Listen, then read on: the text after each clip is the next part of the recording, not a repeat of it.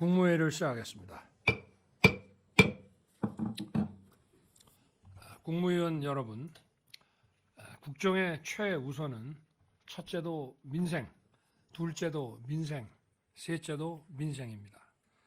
어려운 국민을 돕고 민생을 챙기는 것이 바로 정부의 존재 이유입니다. 그런 측면에서 이번 총선을 통해 나타난 민심을 우리 모두 겸허하게 받아들여야 합니다. 더 낮은 자세와 유연한 태도로 보다 많이 소통하고 저부터 민심을 경청하겠습니다. 취임 이후 지난 2년 동안 국민만 바라보며 국익을 위한 길을 걸어왔지만 국민의 기대에 미치지 못했습니다. 올바른 국정의 방향을 잡고 이를 실천하기 위해 최선을 다했음에도 국민들께서 체감하실 만큼의 변화를 만들어내는데 모자랐다고 생각합니다. 큰 틀에서 국민을 위한 정책이라고 하더라도 세심한 영역에서 부족했다고 생각합니다. 무엇보다 어려운 서민들의 삶을 훨씬 더 세밀하게 챙겼어야 했습니다. 예산과 정책을 집중해서 물가 관리에 총력을 다했습니다. 그러나 어려운 서민들의 형편을 개선하는 데 미처 힘이 닿지 못했습니다.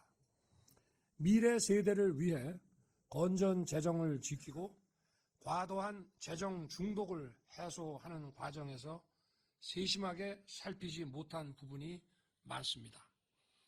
이자 환급을 비롯해서 국민들의 부담을 덜어드리기 위해 애썼습니다. 그렇지만 근본적인 고금리로 고통받는 민생에 충분한 도움이 되지 못했다고 생각합니다.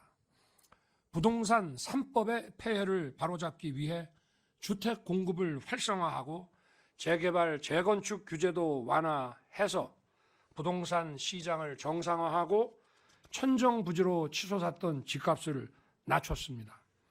그러나 집을 소유하기 어려운 분들과 세입자들, 또 개발과 재건축으로 이주하셔야 하는 분들을 그분들의 불안까지 세밀하게 살피지 못했습니다.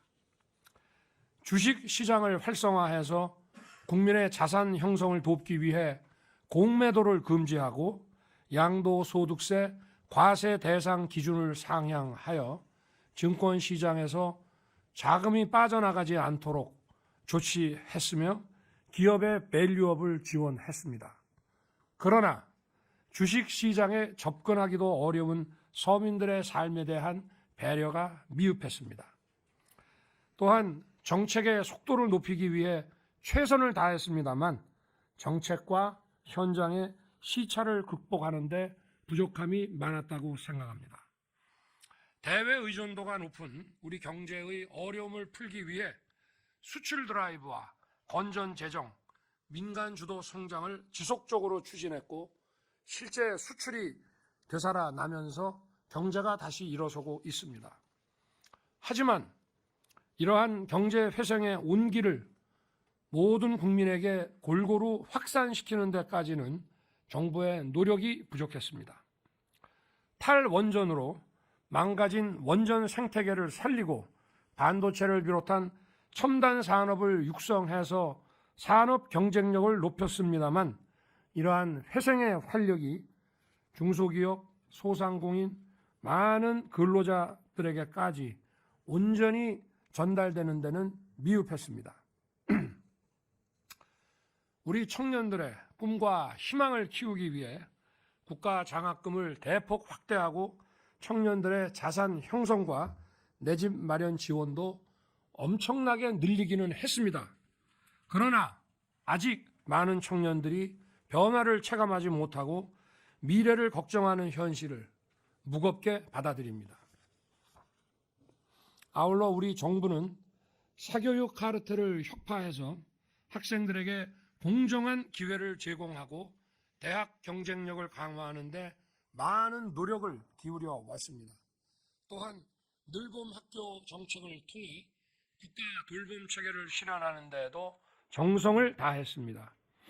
하지만 아직 현장의 문제를 다 해결하기에는 보완해야 될 부분이 많습니다.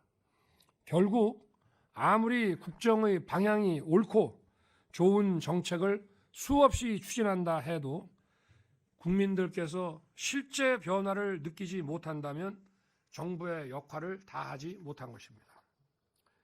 무분별한 현금 지원과 포퓰리즘은 나라의 미래를 망치는 것입니다.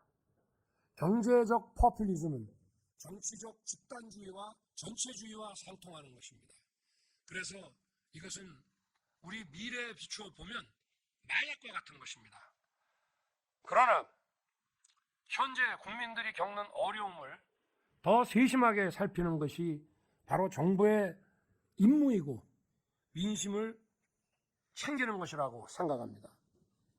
특히 한계선상에 계신 어려운 분들의 삶을 한 분 한 분 더 잘 챙겨야 할 것입니다. 국민 여러분께 더 가까이 민생 속으로 더 깊숙이 들어가서 현장의 어려움을 듣고 국민의 삶을 더 적극적으로 챙기겠습니다. 실질적으로 국민들께 도움이 되는 정책들을 더 속도감 있게 펼치면서 국민과 함께하는 민생 토론회를 통해 부족한 부분들을 채워 넣겠습니다. 정책과 현장의 시차를 좁힐 수 있도록 현장의 수요를 더 정확히 파악해서 맞춤형 정책 추진에 힘을 쏟겠습니다. 국민들의 정책 수요를 통해서 국정 과제를 잡아서 저희들이 부처 벽 허물기로 일을 해왔습니다마는 국민들의 수요가 매우 다양하다는 점을 저희가 인정하고 다양한 국민들의 수요에 대한 이 맞춤형 정책 추진을 해야 될 것입니다.